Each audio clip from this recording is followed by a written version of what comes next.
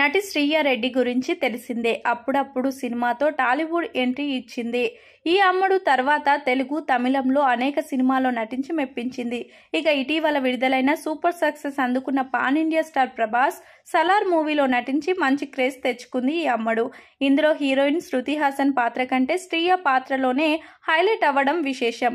ప్రస్తుతం power star Pawan Kalyan OG చిత్రంతో బిజీగా ఉంది.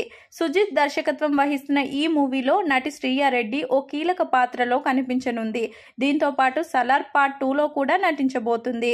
ఇక సినిమాల విషయం పక్కన పెడితే నిత్యం సోషల్ మీడియాలో యాక్టివ్గా ఉంటున్న శ్రీయ తన అందాలతో రచ్చ చేస్తుంది. ట్రెండీ అవుట్ఫిట్ ధరిస్తూ అందాలు కాళ్ళు చూపిస్తూ టెంప్ట్ చేస్తుంది.